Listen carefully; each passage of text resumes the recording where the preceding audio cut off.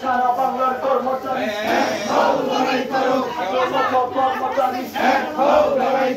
কর্মচারী কর্মচারী দাবি আদায় না হলে আন্দোলন চলবে, আদায় না হবে আন্দোলন চলবে।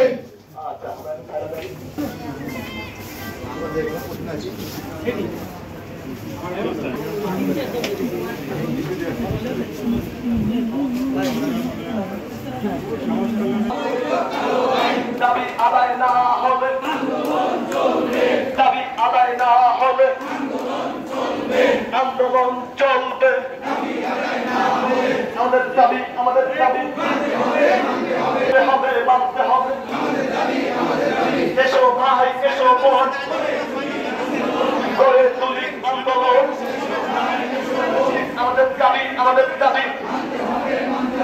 মানতে হবে সচিবালয়ের কর্মচারী, সারা বাংলার কর্মচারী, প্রজাতন্ত্রের কর্মচারী, 8 লক্ষ কর্মচারী,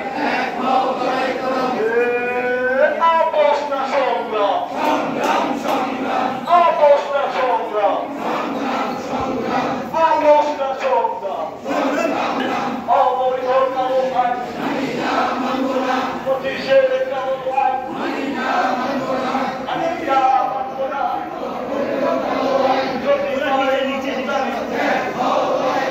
সারা বাংলার কর্মচারী, প্রজাতন্ত্রের কর্মচারী, 8 লক্ষ কর্মচারী লেগেছে, লেগেছে রক্তে আগুন লেগেছে, দাবি না হবে দাবি আদায় না হবে আন্দোলন চলবে, দাবি আদায় না হবে দাবি কালো আইন মানব না, দাবি লোকে কালো মানব না, দাবি তোরা করতে হবে অবৈধ কালো আইন, অবৈধ কালো আইন মানব না, দাবি কালো আইন।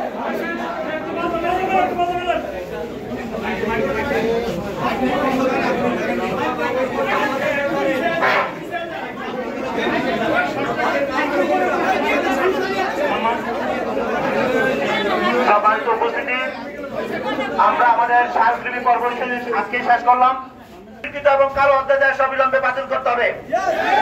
2 নম্বর দাবি হচ্ছে এই কালো অধ্যাদেশ, বিতর্কিত অধ্যাদেশ জারি আগে আমরা অনেক কর্তৃপক্ষের সঙ্গে কথা বলেছি, অনুরোধ করেছি, অনুনয় বিনয় করেছি, আবেদন নিবেদন করেছি।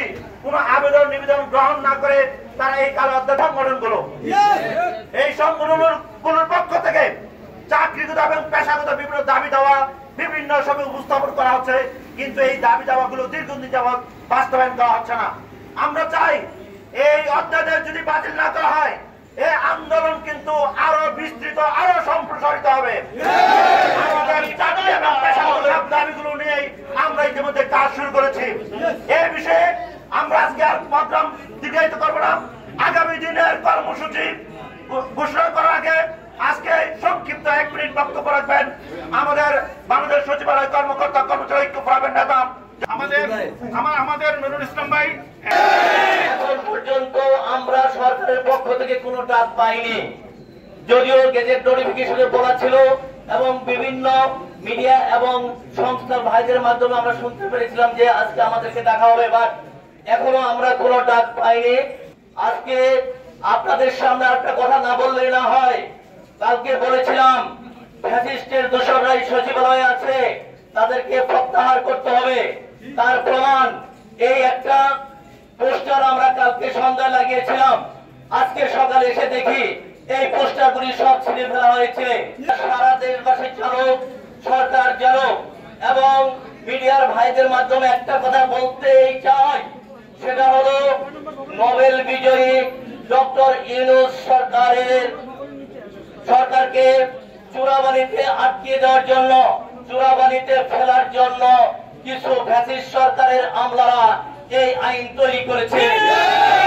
তাহলে এমনও হতে পারে, এমনও হতে পারে, আমরা তো কালকে বলেছিলাম বিভাগীয় সম্মেলন, এর চেয়ে আরো কঠোর কর্মসূচি আমরা ঘোষণা করবো। আমরা সরকারকে সহযোগিতা করতে চাই, বাট আমাদেরকে অগ্নিগর্ভে নিক্ষেপ করে আপনারা শান্তিতে এই দেশ চালাবেন, এটা কি কোনোদিন হতে পারে? আগামীকাল 4 নম্বর ভবনের নিচে আমরা অবস্থান কর্মসূচি করবো, প্লাস আমরা গণসংযোগ করব। আমাদের কর্মসূচি অব্যাহত